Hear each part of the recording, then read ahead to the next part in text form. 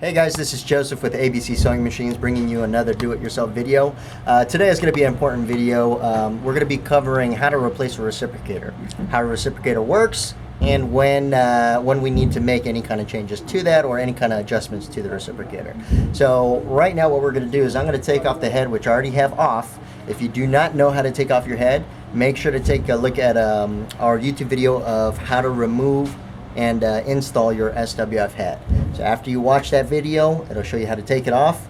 Then after we take it off, we're going to go straight onto the machine. So looking at the machine right here, once you take off the head, this is exactly what you will see. The reciprocator is this complete attachment right here.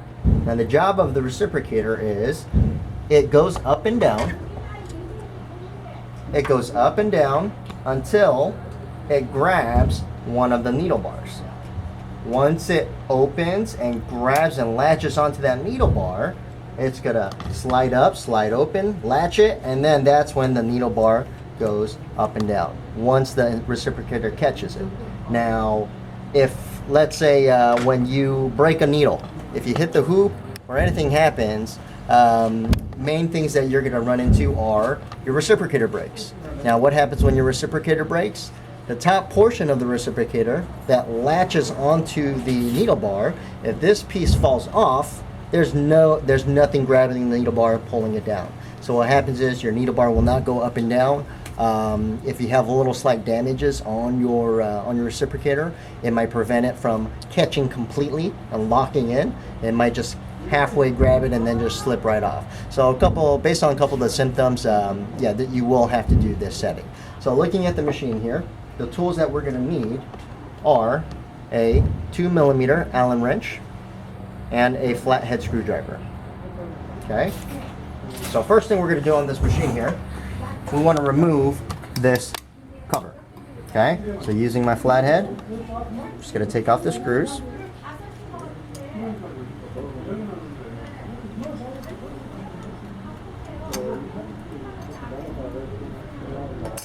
One cover. I want to remove this bottom cover, which holds the bearing. 2 screws there.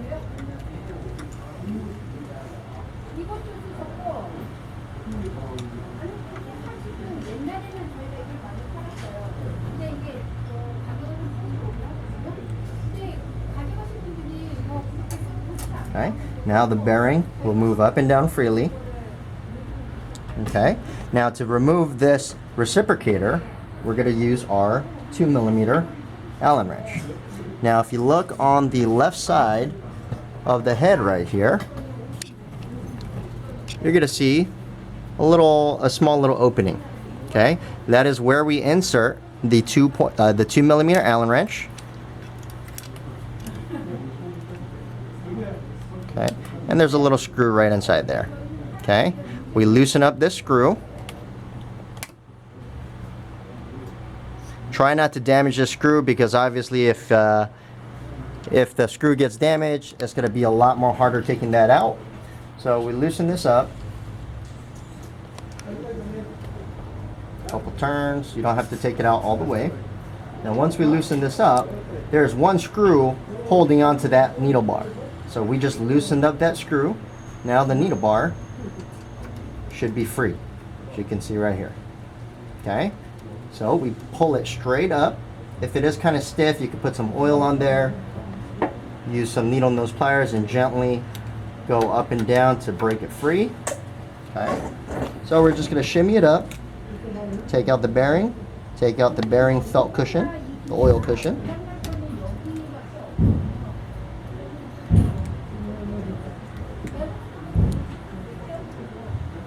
Okay.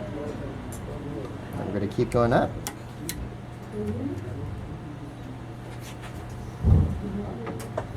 Now once we remove the needle bar from the reciprocator, this reciprocator slides right on out. Okay?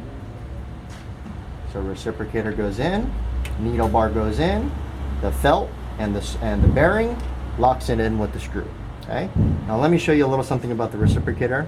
As I was explaining before, The reciprocator is the only thing that moves up and down on the machine. Once it grabs, let's say the needle bar is right here. Once it grabs, it swings open, latches in, and then the needle bar will engage. So if I hit something, this top portion of the reciprocator is meant to break as a safety precaution. Obviously, if you hit something, if you hit the hoop, you don't want the machine to just keep on going and cause more damage. So as a safety precaution, this top portion of the reciprocator, the triangle portion, is meant to snap off. Now, once again, if this snaps off, there's nothing grabbing the needle bars when it comes down. There's no stopper. So it will, the machine will run, but the needle bars will not engage because of this broken piece. You can just replace the plastic portion. All depends on what you're comfortable with, or what the damage or the overall condition of your complete reciprocator is. But other than that, most people just replace it completely. Okay, so you have your brand new reciprocator. There's a little link right here on the inside head.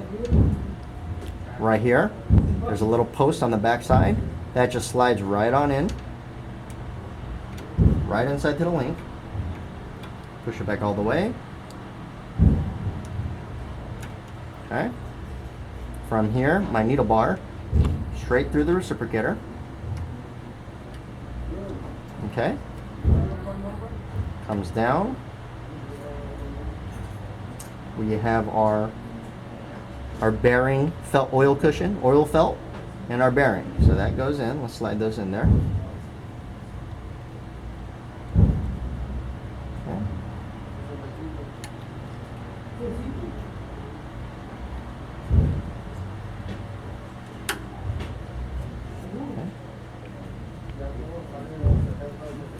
Now, one thing I forgot to mention is if you look on the needle bar, on one half where the screw goes in, the screw that we took out to loosen this needle bar, there's a little flat cutout.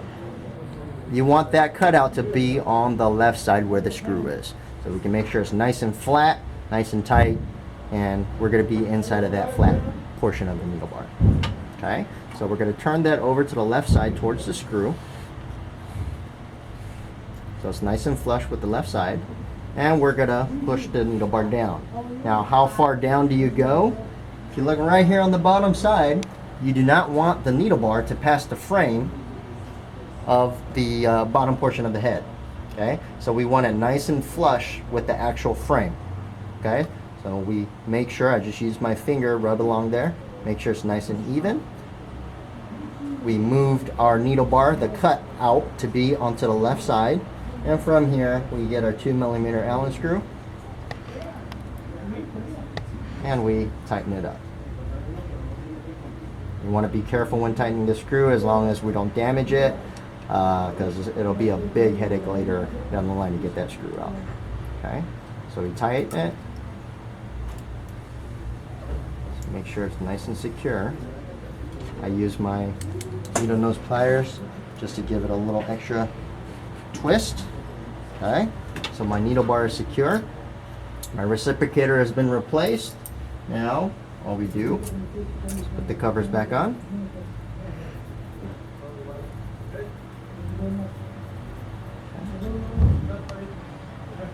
Now, this bottom cover, you see a cutout for where the bearing goes in.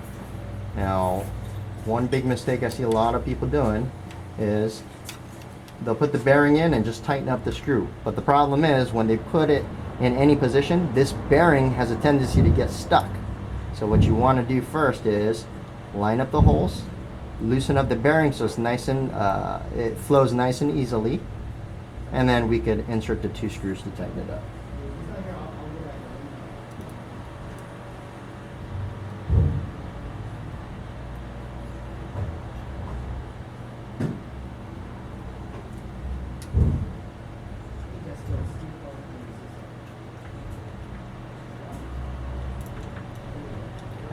Line up the holes.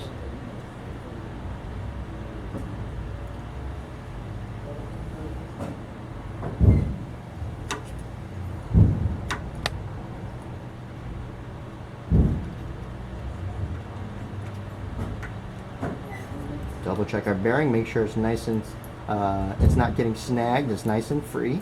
Moves up and down.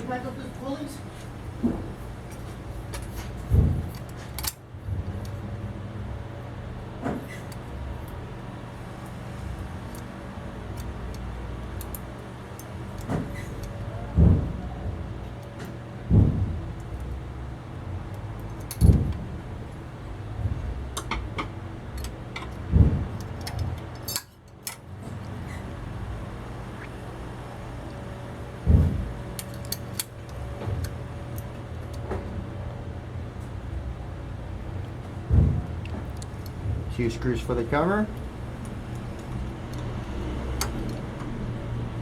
After we get this cover on, we want to make sure that all of our screws are tight. My bearing is loose. And then from here, to put the head on, you would watch the second portion or the last portion of how to install your SWF head. So what we just did today, it's a huge time saver. You don't have to worry about cost from a technician or anything like that, because these do get pretty pricey for a simple job. As long as you follow step by step, guaranteed you're going to be saving some money and a lot of time on your production. So thanks for watching, and see you next time.